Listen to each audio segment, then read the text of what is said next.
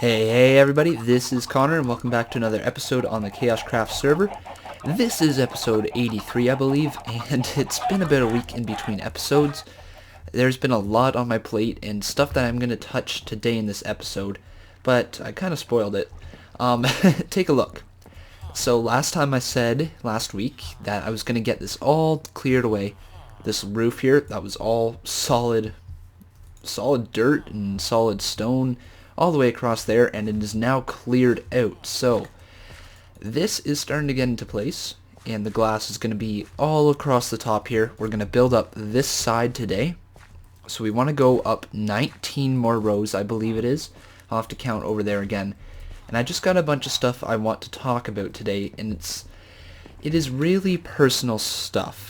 And I don't know even where to begin with this, so I'm not going to start quite yet, but today is going to be a huge talking episode, and it's more to prevent you guys from ever falling into the same trap that I did. And because recently, everybody who I've talked to on the KaoshKraft server knows what has gone on with me right now, and it is something that needs to be addressed because it could very easily happen to you guys. Now, let's just check over here first so we get an idea how many rows we have to go up, because I want to be able to count this and figure out how many rows we need to go up of glass, because I got lots of glass here and I got about another 9 stacks cooking in that room there. Probably still isn't enough, but it's a good start. As you can see though, this is all been cleared out. And so let's count this. So 1, 2, 3, 4, 5, 6, 7, 8, 9, 10, 11, 12, 13, 14, 15, 16, 17, 18, 19, 20. So I got to go up 20 rows, so 19 more from over there. And then I think I'm just going to go flat across after that. I think that's probably the best way to do this. So let's head over there. Let's grab our glass and we'll start placing this. This may not be as interesting as an episode as normally, and hopefully next episode that I put out will be a lot more interesting, but this one is just a episode that I need to talk, and I guess there's no more putting it off, so let's start talking about this. Hang on a sec. Okay, sorry about that. That's just as I'm saying no more putting it off, I get a phone call, but alright, so this is to deal with, I'm actually not sure how to even start this, but you guys remember last episode how I said that I was going to a country music festival called Boots and Hearts. And that's what I planned that I was doing. But at the time I never really had the tickets in my possession yet, and I was currently in the middle of buying them. And they were sold out tickets from the actual website. So I went on to a thing called Kijiji. And if you guys don't know what Kijiji is, it is a online sharing site. Or not sharing site, how can I put that? It's an online thing where people, it's kind of like eBay, in a sense. It's like eBay. And what I did is I posted an ad asking if you guys have 2 tickets for Boots and Hearts, please contact me at this number. Which I thought I would be able to do perfectly fine, no worries at all. But it ended up being a total scam. And this is where I'm going to talk to you guys, I'm going to tell you my whole experience with it, because I think I can protect some of you guys from this ever happening to you, because it has certainly not been a fun experience. I am dealing with the police right now. We are trying to get my money back because I lost every single bit of my money.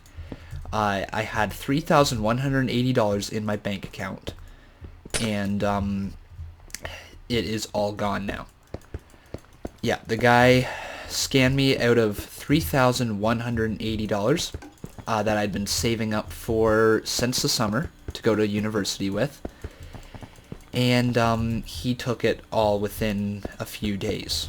Now, this is very tough for me to talk about because, like I said, it is a very personal issue, something that I'm embarrassed about that has happened to me, and the only reason I'm talking about this is because I feel that you guys should know what the red flags are, what to notice for in a scam. And this scam was, it honestly, it's ruined part of my life right now. I can't do a bunch of things because I have no money. It is very tough to be at university when you have no money, and this of course came right around the time of new semester starting, so not only did I have to go to the police and try and file a police report to try and get my money back, I had to go to my parents and tell them this story and ask for more money from them, which is not something I'm really happy about, because now they've helped me out so much with university that it was really, that money that I saved away was my own money, my hard worked money from actually working during the summer. For people who've been around that long, you know I work 5 days a week during the summer, and it was 40 hours a week roughly, so it was a full-time job, and all of it's gone. So how it all started was he contacted me through Kijiji because I posted the ad saying he had 2 tickets for $400 a ticket, which was pretty reasonable price considering the tickets are sold out, and the tickets to begin with were like $250, $300, somewhere around there. So it was perfectly understandable why he wanted $400 for them. And I was interested because I wanted to go to this music festival with me and my friend. And we were talking back and forth through texting and on the phone, so I actually spoke to this guy. And it was a local number. It was from the GTA, Greater Toronto Area, a place called Pickering. That's where the area code ran out of. And so it seemed all legitimate at the time. He said he worked for StubHub, and his job was to find people online that were looking to either buy or sell tickets, and he would contact and try and make a deal go through. That's what he said his job was. But right off the bat, I should have noticed some red flags. If he was legitimate, he wouldn't have been contacting me at 12:30 at night. He would not be in the office at 12:30. So that should have been my first flag, that he was contacting me outside of business hours and claiming he worked for a business. But besides that, like, you're not really going to notice that right off the bat. It's not going to be something that comes right to your mind. But he contacted me, and we talked for the rest of that day, and he kept saying that he can't hold the tickets, and yada yada yada, trying to rush me into a decision. I did not rush, though. I waited until the following morning before paying him. But I did eventually give him the $800, which was the price for the 2 tickets. And he said, okay, great, I've received your payment. I'm going to process your payment, and then I'll send you the tickets. Sounds very legitimate, right? Well, here's where the first problem arose. He said that he was $52 over his limit, or something along the lines of that, and he was not able to process the request for the tickets. And at that point, I should have just been like, okay, I'm not doing this. This sounds sketchy, because I did think it sounded sketchy. But I continued going on with, and this was my mistake now. It was no longer out of my, it's now rests on me. So one sec, let me do a quick count. 1, 2, 3, 4, 5, 6, 7, 8, 9, 10, 11, 12, 13. Okay, so we still got a few more. It still rests on me now, but this is where the conning started. So he said he was going to refund me my $800, and I was to send another $800 off to this different email, which was his boss's email, apparently, because his boss would then be able to process the payment, and I would have the payment back in my name. But he did not. No, he did send me a refund, but he said that when I went to claim the email, because it was e-transfers, when I went to claim the e-transfer, it said that there was an error processing this, and it gave me an error code. So I asked him, what's this error code about? And he said, let me call the banks. So he called the banks, and apparently the error code was saying that, this is obviously a lie, but the error code was that the banks were under, not construction, was it? Under maintenance, that's the word. The online banking was under maintenance, and he was to, look at all the villagers wrapped around there. How am I? Was I suffocating? Weird. All the... One sec, I want to deal with these villagers. What the heck is going on, you guys? It's nighttime. Get a job. Get a job. You. Get out of there. Hmm? There you go. Get unstuck. No. Get out of here. Come on, villagers. Get out. Oh, sorry. Don't be mad. Still trading? Good. You're still trading. Get out. And you. You get out. There you go. Run back home. Run back to your family and friends. But anyways, so he stated that the banks were under maintenance, and that is why I could not accept the email transfer, which was believable. It was very believable that they would be under maintenance at 2 o'clock in the morning, because that's when this was all going down. But I should have seen the red flag right there, that I could not claim the money, so I should not have output any more money. But obviously I didn't, and I listened to him, and I sent another $800 off to his boss, which is what he wanted me to do, or his so-called boss. But yeah, so I sent the $800, and he got back to me the next morning, around 2 p.m. in the afternoon. Got back to me saying that there was another problem, and I'm like, oh great, another problem. And this is, I'm $1,600 in, right? So at this point he stated that he has to do the work through the banks, I believe it was. He has to work through the banks, and he will need me to send him a dummy email with the transaction ID, so we can do it through that. So what he did is, this is the very, very first big thing you guys should notice. He sent an email transfer back for $2,500, which would he should have been sending back one for $2,400, because I was sending away another 800, so 800 things makes 24, but he said 25, which means now I owe him an extra 100. And so he did that, and my alarm is starting to go off with this thing saying, oh crap, but I've got $2,500 sitting right there in my name, and he is... So I thought I had the money, but the way he worded it was that I cannot accept the money until this all goes through, or something like that. And pretty much I feel stupid for it, because I should have just noticed that right away when he's saying you can't accept the money until I accept your money, even though you've already got money in, which makes no sense. So now I am $2,400 out of money, and he's trying to get as much out of me as possible. So then he states that since this was a dummy email, I had to send $900 for the actual transfer. I didn't send $900 because I didn't have the $900.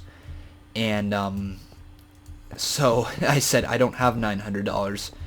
And he pretty much said at that point, well, what do you got? Right? I had $680 left, and I was stupid enough to send it away. Luckily enough, I do have a second account that I was not supposed to touch unless there was emergency problems, and I would state this is an emergency, so I did not touch it at that point. It's just been money that I've been using as of recently. But so I sent the $680 away, and he he then wanted to, because there was another problem, he then wanted to meet up in person, and this is where I called the cops. He wanted to meet up in person.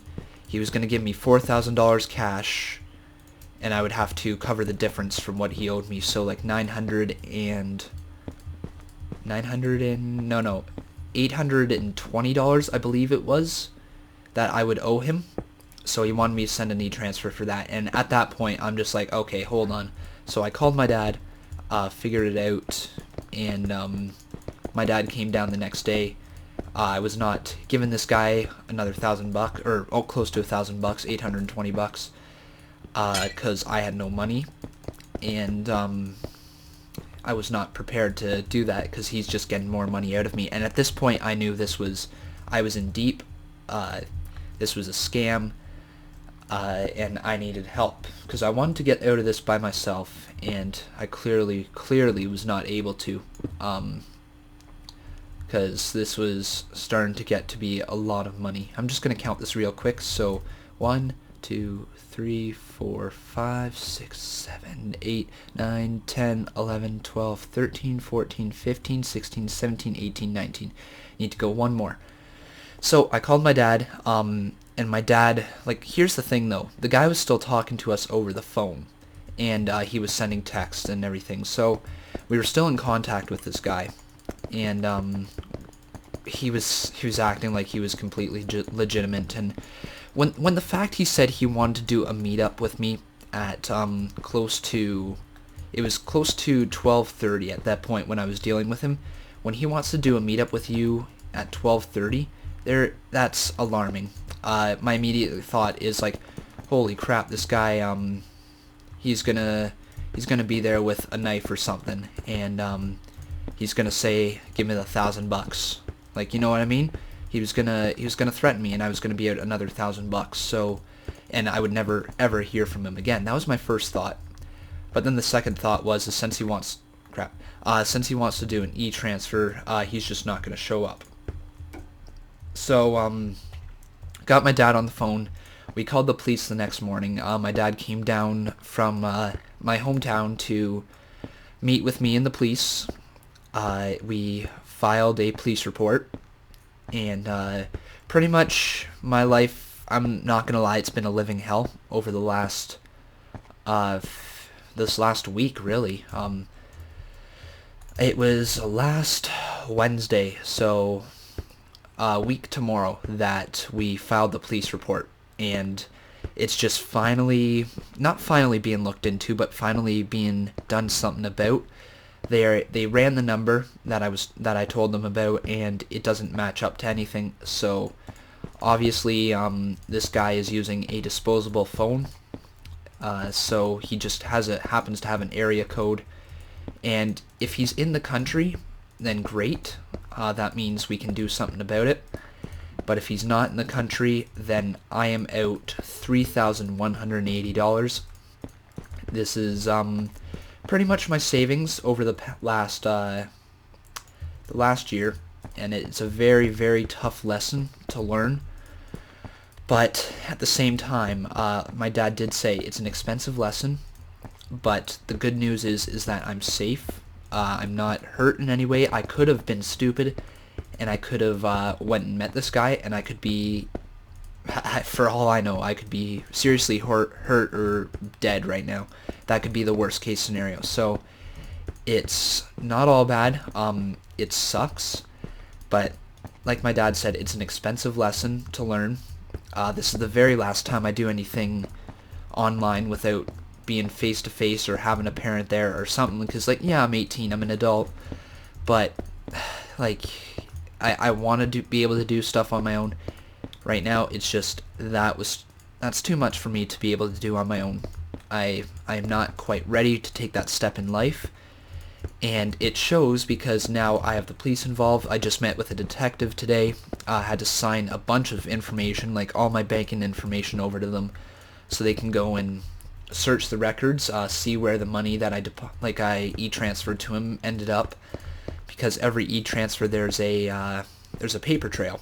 So that's the only good news about it. But if this guy happens to be in say, I don't know, say he's over in, even in the US, if he's in the US, there's nothing they can do about it because, and it's hard enough to capture people who murder people when they flee the country, yet alone people who just steal money.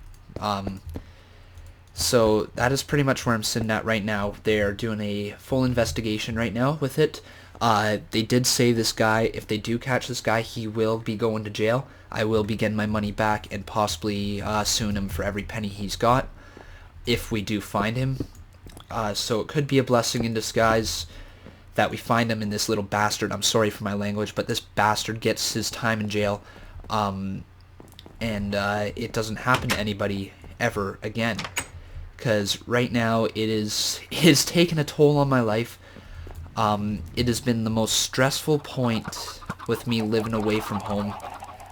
It's seriously been a living hell, to be quite honest. And the only good news about it is that I've got lots of good friends around me who are very, I've told the story to, and they've been very, very good about it.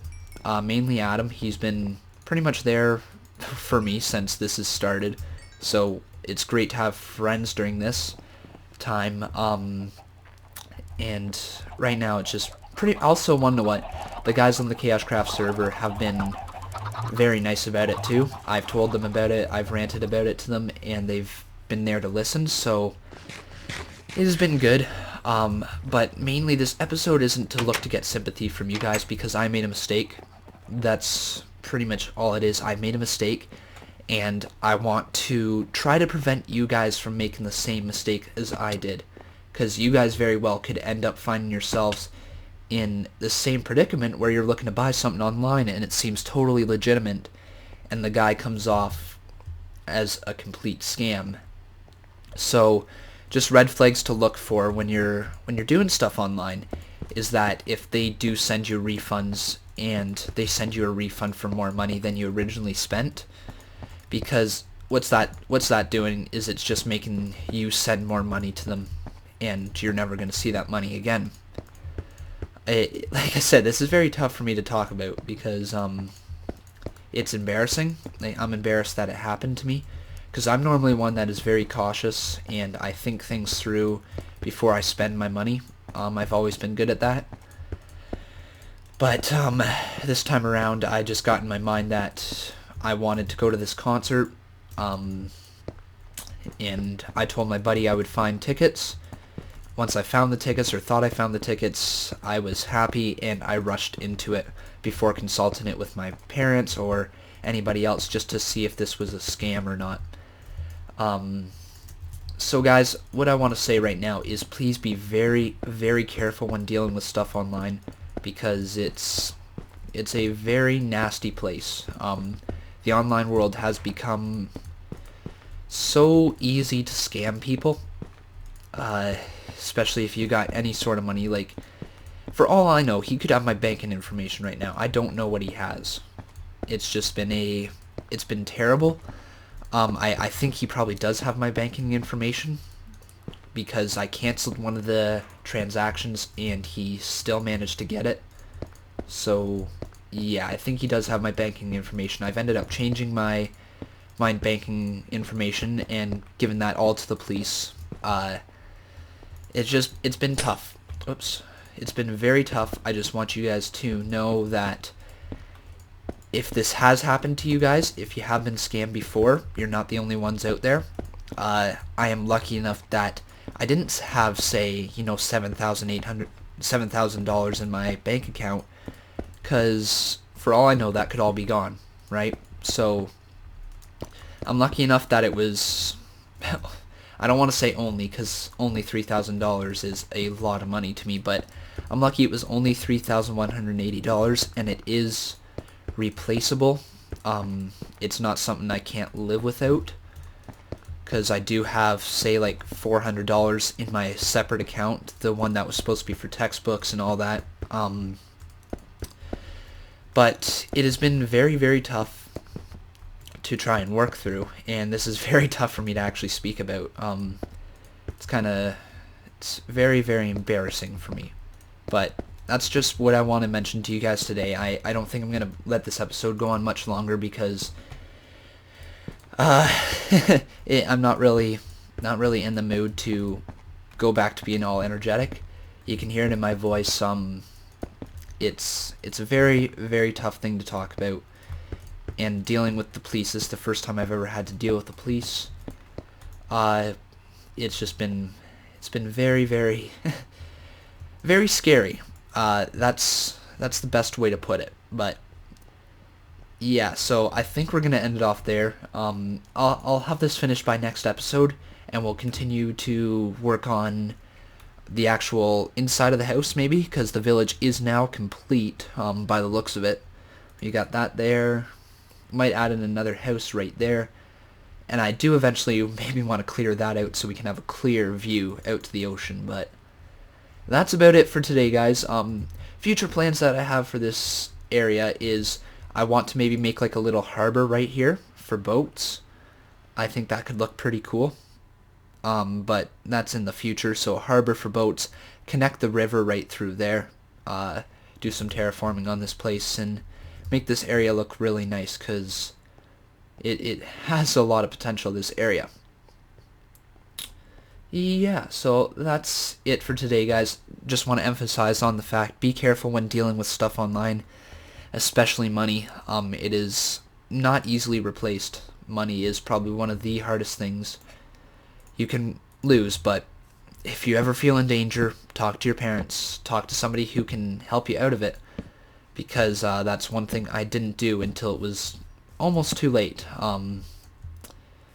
It was really, really close to us not being able to do anything about this, and I'm glad I went to my dad when I could. So that's it for today, guys. Hopefully you learned something from this experience. I know I certainly did. This is the last time I ever deal with people online without being face-to-face, because I know I bought my car off Kijiji, and I've bought other things off Kijiji before, but it's all been done face-to-face. So yeah, that's the last time I do something online.